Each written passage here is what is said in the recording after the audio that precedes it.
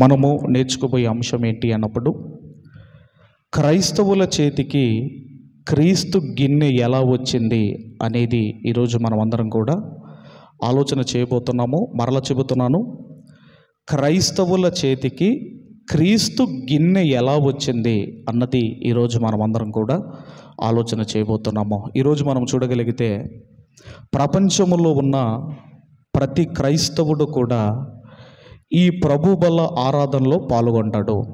దీన్ని ఇంగ్లీష్లోనైతే the Holi communion అన్నారు, తర్వాత సాక్రిమెంట్ అన్నారు. ఇలా మనం చూడగలిగితేనండి, ఇది అసలు ఎవరు ప్రవేశపెట్టారు? ఈ ప్రభు బల్లను మీరు జరిగించండి అని దీన్ని ఎవరు ప్రవేశపెట్టారు? ఇది ఎవరు ఇవ్వాలి, ఎవరు తీసుకోవాలి? ఇది తీసుకోవటం వలన మనకు జరిగే మేలేమిటి అన్నది ఈరోజు మనమందరం కూడా చాలా జాగ్రత్తగా మనమందరం కూడా ఆలోచన చేద్దాము. మరి ఈ ప్రభు బల్ల అనేది అసలు ఎవరు ప్రవేశపెట్టారు, ఇది ఎలా వచ్చింది అన్నప్పుడండి ఇక చాలా జాగ్రత్తగా మనమందరం కూడా విందాము. మరి మత్తయి సువార్త 20వ అధ్యాయము, దయచేసి మత్తయి సువార్త 20వ అధ్యాయము 20వ వచనము నుండి మనమందరం కూడా చదువుకుంటూ వద్దాము. అప్పుడు జబదయి కుమారుల తల్లి తన కుమారులతో ఆయన యొద్దకు వచ్చి నమస్కారము చేసి ఒక మనవి చేయబోగా, చాలా జాగ్రత్తగా మీరందరూ కూడా వినవలసిందిగా నేను మనవి చేస్తున్నాను. ఇక్కడ జబదయి కుమారుల తల్లి. ఇంతకీ జబదయి కుమారులు ఎవరండి? జబదయి కుమారులు ఎవరు?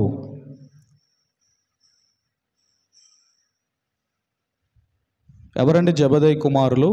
ఇక్కడ ఒక చేయి పెట్టి మత్తయి సువార్త 10వ అధ్యాయము 2వ వచనాన్ని చదువుకుందాం. మత్తయి సువార్త 10వ అధ్యాయము ఏమనగా, మొదట పేతురు అనబడిన సీమోను, అతని సహోదరుడగు ఆంద్రయ, జబదయి కుమారుడగు యాకోబు, అతని సహోదరుడగు యోహాను. ఇప్పుడు మరలా ఇక్కడికి రండి. మత్తయి సువార్త 20వ అధ్యాయము 20వ వచనంలో, అప్పుడు జబదయి కుమారుల తల్లి, జబదయి అనే ఆయన తండ్రి అయితే ఆయనకి 2 కుమారులు, వారే యాకోబు యోహానులు. ఇప్పుడు ఈ యాకోబు యోహానుల తల్లి ఎక్కడికి వచ్చిందటండి?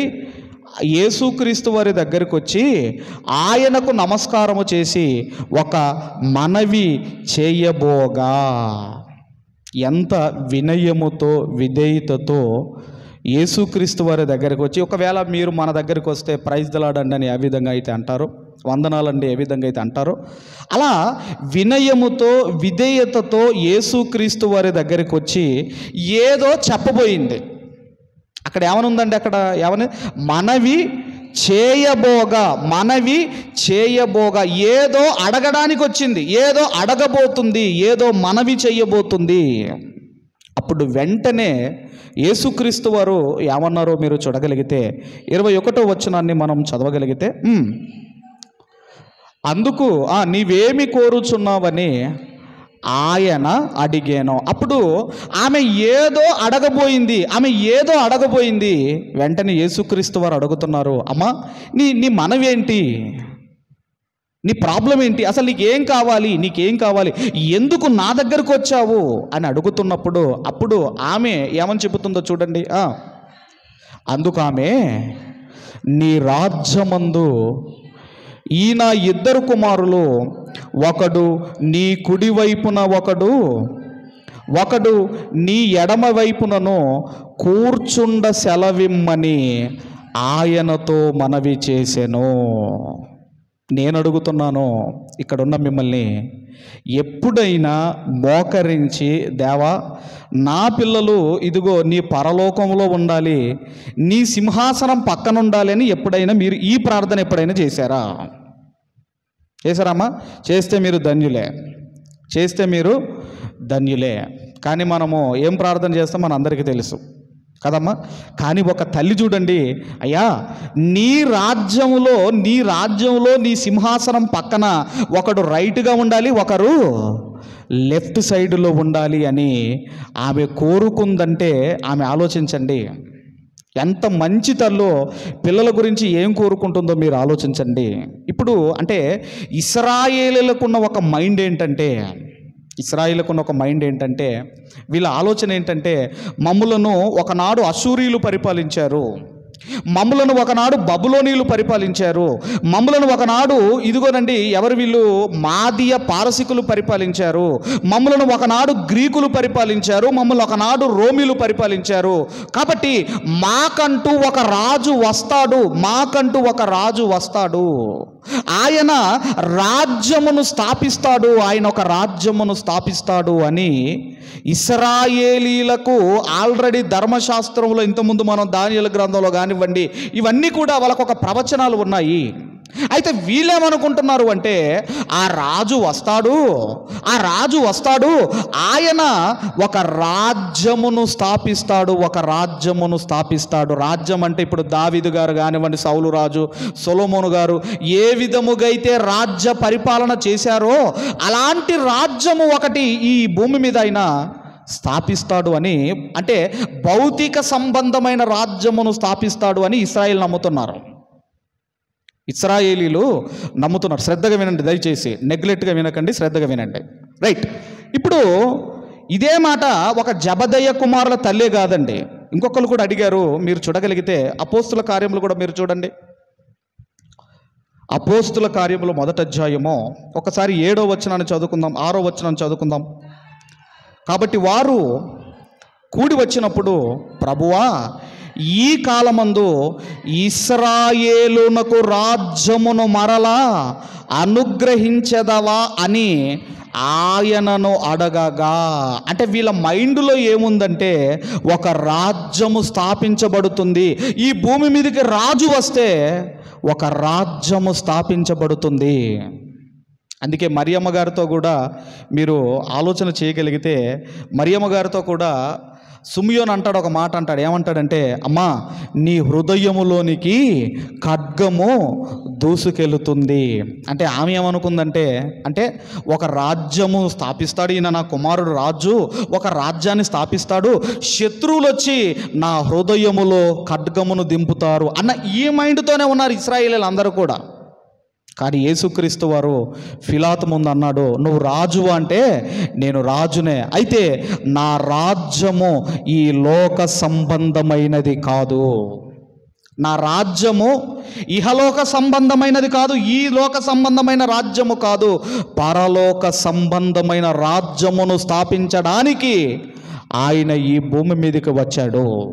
ఇప్పుడు వీళ్ళేమనుకుంటున్నారు అంటే, భౌతికమైన రాజ్యం వచ్చినప్పుడు ఆయన సింహాసనం పక్కన నీ కుడి పక్కన ఒకరు, నీ ఎడమ పక్కన ఒకరు ఉండాలని యేసుక్రీస్తు వారిని వేడుకుంటుంది ఒక తల్లి వేడుకుంటుంది. మరి అప్పుడు ఆయన ఏమన్నాడో మీరు చూడగలిగితే, అదే మత్తయి సువార్త 20వ అధ్యాయం దయచేసి, మత్తయి సువార్త 20వ అధ్యాయము దయచేసి 22వ వచనాన్ని మనం అందరం కూడా. అందుకు యేసు, మీరు ఏమి అడుగుచున్నారో అది మీకు తెలియదు. మీరు ఏం అడుగుచున్నారో మీకు తెలియదు, అసలు మీకు అర్థం కావటం లేదు, మీరు ఏం అడుగుచున్నారో మీకు తెలియదు కనుక నేను త్రాగబోవు గిన్నెలోనిది మీరు త్రాగగలరా అని అడుగగా వారు త్రాగగలమనిరి. ఇప్పుడు యేసుక్రీస్తు వారు తల్లి అడిగింది, ఇప్పుడు యేసుక్రీస్తు వారు ఇద్దరిని అడుగుతున్నాడు, నేను త్రాగే గిన్నెలోనిది మీరు త్రాగగలరా, నేను త్రాగబోయే గిన్నెలోనిది మీరు త్రాగగలరా. అంటే వాళ్ళిద్దరు ఏమంటున్నారండి, యోహాను యాకోబులు ఏమంటున్నారు, మేము త్రాగగలము. గిన్నెలో ఏముంటుందండి మహా అంటే ఏముంటుందమ్మా, ఉంటే నీళ్ళు ఉంటాయి, లేదంటే ద్రాక్ష రసం ఉంటుంది. వీళ్ళు ఏమనుకుంటున్నారంటే అసలు ఆ గిన్నె ఏంటో తెలియదు, ఆ గిన్నెలో ఏముందో తెలియదు. వీళ్ళు అంటున్నారు మేము త్రాగగలము అన్నప్పుడు యేసుక్రీస్తు వారు ఏమన్నారు అంటే, మీరు నా గిన్నెలోనిది త్రాగుదురు గాని నా కుడి వైపునను నా ఎడవ వైపునను కూర్చుండనిచ్చుట నా వశములో లేదు. నా తండ్రి చేత ఎవరికి సిద్ధపరచబడెనో వారికే అది దొరుకునని చెప్పాను. ఇక యేసుక్రీస్తు వారు అంటున్నారు, మీరు త్రాగుతారా అంటే మేము త్రాగుతాము అన్నారు. కాబట్టి మీరు త్రాగుతారు, నిజంగానే ఆ గిన్నెలోనిది మీరు త్రాగుతారు. అయితే నా కుడి పక్కన నా ఎడమ పక్కన ఎవరు కూర్చోవాలో అది నా వశములో లేదు, నా ఆధీనములో లేదు. అది ఎవరి వశంలో ఉంది? అది తండ్రి వశములో ఉన్నది, దేవుని వశములో ఉన్నది. అది దేవుని వశములో ఉన్నది. ఇప్పుడు నేను అడుగుతున్నాను, యేసుక్రీస్తు వారు కుడివైపున ఎవరు కూర్చుంటారో ఎడమ వైపున ఎవరు కూర్చుంటారో ఒక సస్పెన్స్లో పెట్టాడు. ఇప్పుడు నేను అడుగుతున్నాను, ఆ యేసుక్రీస్తు వారి కుడివైపున ఎడమ వైపున మనము కూర్చోగలుగుతామా? మీరు కూర్చోగలుగుతారా? మీరు కూర్చోవాలి అంటే టర్మ్స్ అండ్ కండిషన్స్ ఉన్నాయి. ఎలా కూర్చుంటామంటే ఆయన అంటున్నాడు, నా గిన్నెలోనిది మీరు త్రాగాలి అంటున్నాడు. నా గిన్నెలోనిది మీరు త్రాగాలి అంటున్నాడు. ఇంతకీ యేసుక్రీస్తు వారి గిన్నెలో ఏముందో మనకు అర్థం కావాలి. వాళ్ళు త్రాగగలము అంటున్నారు, మరి వాళ్ళు త్రాగారా? ఇవన్నీ మనకు తెలియాలి అంటే అదే మత్తయి సువార్త, దయచేసి మత్తయి సువార్త 26వ అధ్యాయము, మత్తయి సువార్త 26వ అధ్యాయము దయచేసి 26, 27 వచనాలు చదువుకుందాము. 26, 27. వారు భోజనము చెయ్యుచుండగా యేసు ఒక రొట్టె పట్టుకొని దానిని ఆశీర్వదించి విరచి తన శిష్యులకిచ్చి, మీరు తీసుకొని తినుడి, ఇది నా శరీరం అని చెప్పాను. అంటే ఆ రొట్టె ఏదైతే ఉందో అది క్రీస్తు శరీరానికి ఒక సాదృశ్యముగా రొట్టెనిచ్చాడు. తర్వాత 27వ వచనంలో మరియు ఆయన గిన్నె పట్టుకొని కృతజ్ఞతాస్తుతులు చెల్లించి దానిని విరచి వారికిచ్చి, దీనిలోనిది మీరందరూ త్రాగుడి, ఇది నా రక్తము, అనగా పాప క్షమాపణ నిమిత్తము అనేకుల కొరకు చిందించబడుచున్న నిబంధన రక్తము. అంటే ఆ గిన్నెలో ఏముందండి? ఏమున్నదమ్మా? ఆ గిన్నెలో ఉన్న ఆ ద్రాక్ష రసం ఏదైతే ఉన్నదో దాన్ని ఏమంటున్నాడు అంటే అది నా రక్తము అంటున్నాడు. ఇప్పుడు వాళ్ళేమన్నారు? జబదేయి కుమారులు, మీరు తాగగలరా అంటే వాళ్ళేమన్నారమ్మా? మేము ఆ గిన్నెలోనిది మేము త్రాగుతాము అంటున్నారు. ఇక్కడ ఆ గిన్నెలో ఏముంది అన్నప్పుడు రక్తం ఉన్నది. ద్రాక్షారసము క్రీస్తు యొక్క రక్తానికి సాదృశ్యముగా మనం తీసుకుంటాము. ఇప్పుడు ఇది ఎవరికి ఇచ్చాడు? ఇది రొట్టె కానివ్వండి, ద్రాక్షరసం ఆ గిన్నె కానివ్వండి, ఎవరికి ఇచ్చాడు? అది శిష్యులకు ఇచ్చాడు. అది ఎవరికి ఇచ్చాడండి? అప్పుడు ప్రారంభంలో ఎవరికి ఇచ్చాడు? అది శిష్యులకు ఇచ్చాడు. ఇక ఈ 38వ వచనానికి వచ్చేసరికి ఏమంటున్నాడు చూడగలిగితే, అప్పుడు యేసు మరణమగునంతగా బహు దుఃఖములో మునిగి ఉన్నది, మీరు ఇక్కడ నిలిచి నాతో కూడా మెలకువగా ఉండుడని వారితో చెప్పి కొంత దూరము వెళ్ళి సాగిలపడి, నా తండ్రి సాధ్యమైతే ఈ గిన్నె నా యొద్ద నుండి తొలగిపోనిమ్ము, అయినను నా ఇష్ట ప్రకారము కాదు, నీ చిత్త ప్రకారమే కానిమ్మని ప్రార్థించాను. అక్కడేమో శిష్యులకు గిన్నెచ్చాడు, మరలా ఇక్కడికి వచ్చేసరికి ఏమంటున్నాడంటే ఈ గిన్నె సాధ్యమైతే తొలగించుమని దేవుణ్ణి వేడుకుంటున్నాడు. గిన్నె అంటే ఏంటంటే పాత్ర అంటే ఏంటంటే క్యారెక్టర్. అంటే యేసుక్రీస్తు వారు ఆయన ఏ క్యారెక్టర్లోనికి వచ్చాడో ఆ క్యారెక్టర్లో ఏం మాట్లాడాలి, ఆయన ఏమి చెయ్యాలి, ఆయన ఎన్ని శ్రమలు అనుభవించాలి, ఆయన ఎలాంటి మరణం పొందాలో దాన్ని ఏమంటున్నాడు అంటే గిన్నె అంటున్నాడు. గిన్నె అంటే యేసుక్రీస్తు వారికి ఇచ్చిన ఒక క్యారెక్టర్, ఒక పాత్ర. ఏది పడితే అది మాట్లాడడానికి లేదు యేసు ప్రభు వారు మనకులాగా, ఏది పడితే అది చెయ్యడానికి లేదు యేసుక్రీస్తు వారు మనకులాగా, ఏది పడితే అది ఆయన చేయడానికి లేదు. ఆయన ఎన్ని శ్రమలు అనుభవించాలో, ఆయన ఎలా మరణించాలో, ఆ పాత్రను ఆయన ఏమంటున్నాడంటే ఈ గిన్నె అని ఆయన మాట్లాడుతున్నాడు. కాబట్టి ఈ పాత్ర అనేది మన చేతికి ఎలా వచ్చింది అన్నప్పుడండి, యేసుక్రీస్తు వారు ఆయన ఆఖరి రక్తపు బొట్టు వరకు కారిస్తే, అలాగే అపోస్తులు ఎందరో రక్తము చిందిస్తే, అపోస్తులు ఎన్నో అగ్ని వంటి మహాశ్రమలు అనుభవిస్తే, ఆ పాత్ర ఈరోజు నీ చేతికి నా చేతికి వచ్చింది. ఇప్పుడు ఒక ద్రాక్షారసంతో పోల్చాడు కదండి క్రీస్తు రక్తాన్ని, ద్రాక్షారసంతో పోల్చాడు కదా. యేసుక్రీస్తు వారు కూడా ఏమన్నాడు, నేను నిజమైన ద్రాక్షావల్లిని అన్నాడు. ఇప్పుడు ఈ ద్రాక్ష జ్యూస్ రావాలి అంటే ఆ రోజుల్లో మిక్సీలు ఇవి లేవు కాబట్టి కాళ్ళతో తొక్కేవాళ్ళు. ఒక గానుగలు వేసి ఏం చేసేవారు, కాళ్ళతో తొక్కేవారు. ఈరోజు మనము మిక్సీలేసి ఏ విధముగా అయితే ఆ గ్రేప్స్ను తిప్పితే ఆ జ్యూస్ ఏ విధంగా వస్తుందో, యేసుక్రీస్తు వారిని నలగొడితే ఇదిగోనండి ఆ గిన్నె మన చేతిలోనికి వచ్చింది. అపోస్తులు ఎన్నో శ్రమలు అనుభవిస్తే, అపోస్తులు రక్తము చిందిస్తే, ఆ గిన్నె మన చేతిలోనికి వచ్చింది. అందుకే ఇది ఎవరు మనకిచ్చారు అంటే, అపోస్తులైన పౌలు గారు కొరంథీయులకు రాసిన మొదటి పత్రిక, దయచేసి అపోస్తులైన పౌలు గారు కొరంథీయులకు రాసిన మొదటి పత్రిక 11వ అధ్యాయము 23వ వచనాన్ని మనం అందరము కూడా చదువుకుందాము. నేను మీకు అప్పగించిన దానిని ప్రభువు వలన పొంది తిని. ఎందుకంటే ఈ ప్రభువు వల్ల ఆరాధన, ఈ ద హోలీ కమ్యూనియన్ అనేది ఇది యేసుక్రీస్తు వారి ద్వారా ప్రారంభమైంది. ఆయన ప్రవేశపెట్టాడు. ప్రభు అయిన యేసు తాను అప్పగింపబడిన రాత్రి ఒక రొట్టెని ఎత్తుకొని కృతజ్ఞతాస్తుతులు చెల్లించి దానిని విరచి, ఇది మీ కొరకైన నా శరీరము, నన్ను జ్ఞాపకము చేసుకొనుటకై దీనిని చెయ్యుడని చెప్పాను.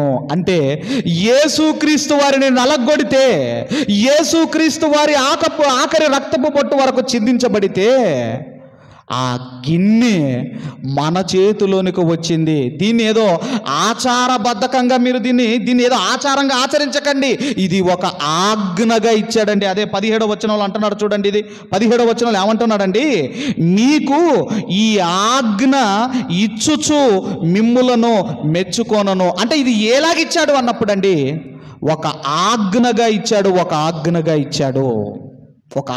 ఇచ్చాడు. ఈ ప్రభు వల్ల అనగానే కొంతమంది తీసుకుంటారు, కొంతమంది బయటికి వెళ్ళిపోతారు. ఇది ఒక ఆజ్ఞ, ఖచ్చితంగా మీరు తీసుకోవలసిన ఒక ఆజ్ఞగా దేవుడు మనకిచ్చాడు. ఎలా తీసుకోవాలో కూడా చెబుతున్నాడు. 26వ వచనం నుంచి మీరు చదవగలిగితే, 26వ వచనము అదే కొరంథీయులకు రాసిన మొదటి పత్రిక 11వ అధ్యాయం 26. మీరు ఈ రొట్టెను తిని ఈ పాత్రలను తాగినప్పుడల్లా ప్రభువు వచ్చు వరకు ఆయన మరణమును ప్రచురము చేయుడి. అంటే ఎవరైతే ఇందులో పాలు పొందుతున్నారో ఖచ్చితంగా వాళ్ళు చేయవలసిన బాధ్యత ఏంటంటే, యేసుక్రీస్తు వారి గురించిన సువార్తను మీరు ప్రకటించండి. యేసుక్రీస్తు వారి గురించిన సువార్తను మీరు ఖచ్చితంగా ప్రకటించాలి. దాన్నే మరణమును ప్రచురించండి అంటున్నాడు. ఒకవేళ మీరు సువార్త ప్రకటించని పక్షాన ప్రకటించే వారికి మీరు సహకారం చేయండి అని చెబుతూ 27వ వచనంలో, కాబట్టి ఎవడు అయోగ్యముగా ప్రభు యొక్క రొట్టెను తినునో లేక ఆయన పాత్రలోని తాగునో వాడు ప్రభు యొక్క శరీరమును గూర్చియు రక్తమును గూర్చియు రక్త అపరాధిగా మారుతున్నాడు. ఏదో బిర్యానీ తిని మూతి తుడుచుకొని పోయినట్టుగా దీన్ని తీసుకొని మీరు నెగ్లెక్ట్గా ఉండకండి. పరీక్షించుకోండి. తీసుకునేటప్పుడు మీరు సువార్త ప్రకటించేవారిగా ఉన్నారా, లేదంటే సువార్తకు ప్రకటించేవారికి సహకరించేవారిగా ఉన్నారా లేదా, మిమ్మల్ని మీరు పరీక్షించుకొని అప్పుడు మీరు ఇందులో పాలు పొందండి. ఎందుకంటేనండి అంత ఈజీగా ఈ రొట్టె మన చేతిలోనికి రాలేదు, ఆ ద్రాక్ష రసము ఆ గిన్నె మన చేతిలోనికి రాలేదు. ఎందరో యేసుక్రీస్తు వారు ఆయన ప్రాణ త్యాగం చేస్తే, ఎందరో అపోస్తులు రక్తము చిందిస్తే, ఇదిగో హింసలు అనుభవిస్తే ఆ గిన్నె ఆ రొట్టె మన చేతిలోనికి వచ్చింది. ఇప్పుడు వాళ్ళు ఏమన్నారండి? యోహాను గారు కానివ్వండి, యాకోబు గారు కానివ్వండి, యేసుక్రీస్తు వారు అడిగినప్పుడు ఏమన్నా, నేను త్రాగబోవు గిన్నెలోనిది మీరు త్రాగుతారంటే అంటే ఆ గిన్నె ఏంటంటే శ్రమల గిన్నె. ఇప్పుడు మరి వీళ్ళు కూడా ఏమన్నారు? మేము త్రాగుతామన్నారు, అంటే మేము కూడా శ్రమలు అనుభవిస్తాము అన్నారు. మరి వాళ్ళు అనుభవించారా అని మీరు చూడగలిగితే అపోస్తుల కార్యములు ముందుగా యాకోబు గారి చూడగలిగితే 12వ అధ్యాయము, త్వరగా అపోస్తుల కార్యములు 12వ అధ్యాయము దయచేసి మొదటి 2 వచనాలు మనమందరం కూడా చదవమ్మా. దాదాపు అదే కాలమందు రాజైన హేరోదు సంఘపు వారిలో కొందరిని బాధపెట్టుటకు బలాత్కారముగా పట్టుకొని యోహాను సహోదరుడైన యాకోబును ఖడ్గముతో చంపించెను. యోహాను సహోదరుడైన యాకోబును ఖడ్గముతో చంపించెను. ఇప్పుడు యాకోబు గారు ఆ గిన్నెలోనిది త్రాగాడా లేదా? తాగాడండి. ఆ గిన్నెలోనిది త్రాగాడు ఆయన. అందుకే ఆ రోజు అన్నారు వాళ్ళు, నువ్వు త్రాగగలవా అంటే మేము త్రాగగలము అన్నారు. ఆ రోజు అసలు ఆ గిన్నెలో ఏముందో వాళ్ళకి తెలియదు. అప్పుడు ప్రభు కూడా అన్నాడు, మీరు త్రాగగలరు కానీ నిజంగానండి వాళ్ళు త్రాగారు, శ్రమల ఆ గిన్నెను వాళ్ళు అనుభవించారు. అందుకే ఇక్కడ యాకోబు గారు ఒక హతసాక్షిగా మనకు కనబడుతున్నాడు. అంటే యాకోబు గారు గిన్నెలోనిది త్రాగాడు. మరి యోహాను గారి సంగతి ఏంటి అన్నప్పుడు అండి, దయచేసి ప్రకటన గ్రంథము మొదటి అధ్యాయము 9వ వచనాన్ని మనం అందరం కూడా చదువుకుందాము.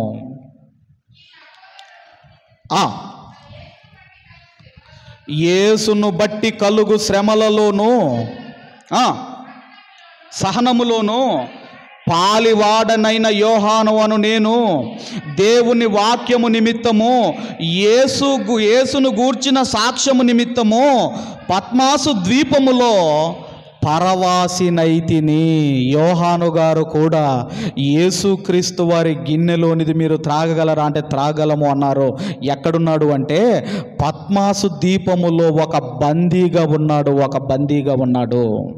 ఆ దీపం ఎలాంటిదటంటేనండి, అక్కడ చెట్లు ఉండవాటండి, ఎక్కువగా చెట్లు ఉండవట. అక్కడ ఏముంటాయంటే ఎక్కువగా రాళ్ళు ఉంటాయట. అక్కడ ఈ రాళ్ళు ఉండటం వలన ఎక్కువ వేడి ఉంటుందట. ఈ వేడికి అక్కడున్న మనుషులు చనిపోతారంటండి. అక్కడ బంధించారు యోహాను గారిని, అక్కడ బంధించారు. ఇంకొంతమంది చరిత్రకారులు వీళ్ళు చెబుతారు, ఏమని చెబుతారంటే యోహాను గారిని ఒక వేడి నూనెలో ఆయనని వేసి ఆయనని ఏంపారని కూడా చెబుతారు. కాబట్టి అటు యాకోబు గారు కానివ్వండి, అలాగే యోహాను గారు కానివ్వండి, ఆయన గిన్నెలోనిది త్రాగారు. కాబట్టి ఈరోజు మన చేతికి అంత ఈజీగా రాలేదండి ఆ గిన్నె, ఆ రొట్టె అంత ఈజీగా రాలేదు. యేసుక్రీస్తు వారు ప్రాణత్యాగం చేస్తే, శిష్యులు ప్రాణత్యాగం చేస్తే, వాళ్ళు ఎన్నో శ్రమలు అనుభవిస్తే ఆ గిన్నె మన చేతికి వచ్చింది. ఈరోజు మనం ఫ్యాన్ల కిందుండి, ఏసీల కిందుండి దర్జాగా హ్యాపీగా తీసుకుంటున్నాం. కానీ దాని వెనకాల ఎందరో రక్తము చిందించారు.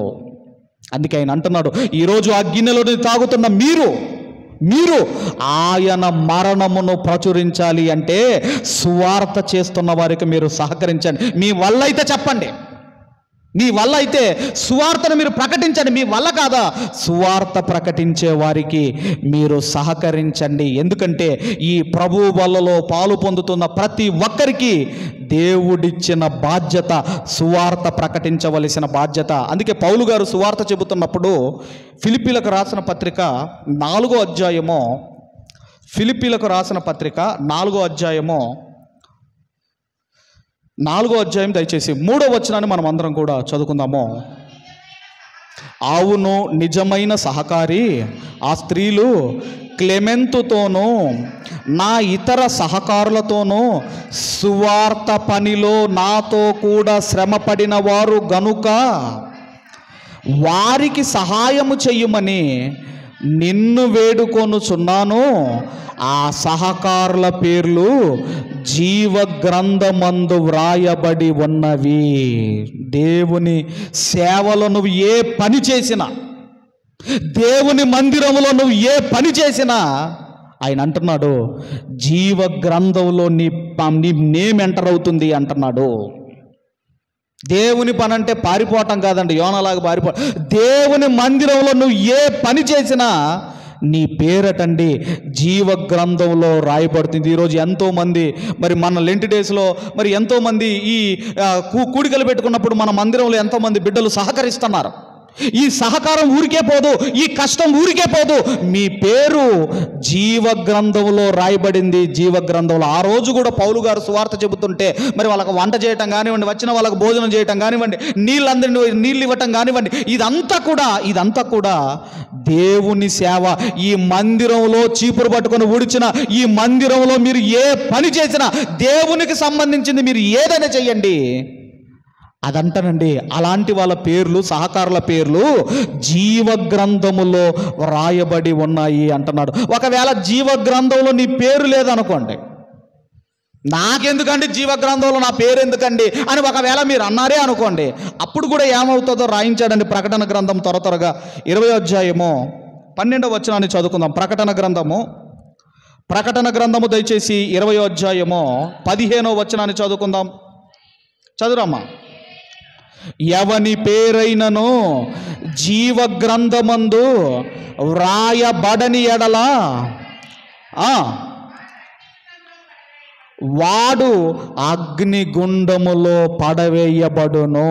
జీవ గ్రంథములో నీ పేరు లేదా, ఎక్కడికి వెళ్తావంటే అగ్నిగుండములోనికి వెళతావు. అంటే ఈ ప్రభు వల్ల తీసుకోవటం వల్ల మీకేంటయ్యా మేలు అంటే, ఈ ప్రభు వల్ల తీసుకునే వాళ్ళు సువార్త ప్రకటిస్తారు, ఆ సువార్త ప్రకటించే వారికి సహకరిస్తారు, వాళ్ళ పేర్లు జీవ గ్రంథంలో ఉంటాయి. జీవ గ్రంథంలో నీ పేరు ఉంటే నీవు అగ్నిగుండాన్ని నువ్వు తప్పించుకుంటావు. అది ఈ ప్రభు వల్ల నువ్వు తీసుకోవటం వల్ల నీకు కలిగే మేలు, నీకు మేలు. అగ్నిగుండాన్ని నువ్వు తప్పించుకుంటావు. ఇప్పుడు రాబోతుంది ఎండాకాలం. ఈ ఎండాకాలమే తప్పించుకో, మనము తట్టుకోలేని మనము అగ్నిగుండం అండి, అగ్నిగుండం. దాన్ని ఏం తట్టుకుంటారో మీరు ఆలోచించండి. అందుకేనండి మీ పేరు ఎక్కడుండాలండి? జీవ గ్రంథముల్లో మీ పేరు రాయబడి ఉంటే అగ్నిగుండాన్ని మీరు తప్పించుకుంటారు. ఇంకొక విషయం ఏంటంటే, ఇంకొక మేలు చూసుకొని ముగించుకుందాం. ఇంకొక మేలు ఏంటంటే, ఈ ప్రభు వల్ల తీసుకోవటం వల్ల ఇంకొక మేలు చెబుతున్నాడు యేసుక్రీస్తు వారు చెబుతున్నారు. యోహాను సువార్త 6వ అధ్యాయము చివరిగా, యోహాను సువార్త 6వ అధ్యాయము దయచేసి 53వ వచనము 56వ వచనము మనమందరం కూడా చదవమ్మా. కావున యేసిట్లనెను, మీరు మనుష్య కుమారుని శరీరమును తిని ఆయన రక్తము త్రాగితేనే కానీ మీలో మీరు జీవము గలవారు కారు. నా శరీరము తిని నా రక్తము త్రాగువాడే నిత్య జీవము గలవాడు. అంత్యదినమున నేను వానిని లేపుదును. అంత్యదినమున నేను వానిని లేపుదును. అంత్యదినం అంటే అమ్మా వెరీ గుడ్. ఏ దినమమ్మా? మీ మరణ దినమున ఆయన లేపుతాను అంటున్నాడు. అంత్యదినమున నేను వానిని లేపుదును. ఎవరిని లేపుతాడు? ఎవరైతే ఈ ప్రభు వల్ల ఆరాధనలో పాల్గొంటారో వారిని అంత్యదినమున నేను లేపుతాను. ఈ రెండు మేలులు నువ్వు ప్రభు వల్ల ఆరాధనలో పాలు పొందటం వల్ల నీకు రాబోతున్నాయి. ఒకటి, అగ్నిగుండాన్ని తప్పించుకుంటావు. రెండవది, అంత్యదినమున నీవు లేపబడతావు. కాబట్టి తీసుకునే ముందు మిమ్మల్ని మీరు పరీక్షించుకోండి. అలా యోగ్యమైన మంచి మనస్సుతో మనల్ని తీసుకోవాలని ఇది ప్రభు ప్రవేశపెట్టాడు. కాబట్టి ఈ గిన్నె మన చేతిలోనికి రావడానికి యేసుక్రీస్తు వారు ప్రాణమే ధారపోసి ఆ గిన్నెను మన చేతిలోనికి ఇచ్చాడు. కాబట్టి ఈరోజు మన చేతిలోనికి వచ్చిన తర్వాత మనం ఎలా బ్రతుకుతున్నామో ఒక్కసారి మిమ్మల్ని మీరు పరిశీలన చేసుకోవాలని కోరుకుంటూ ఈ నా మాటలు ముగిస్తున్నాను. దేవుడు మనందరిని దీవించి ఆశీర్వదించును. ఆశీర్వదించునుగాక. ఈ సమయంలో ఈ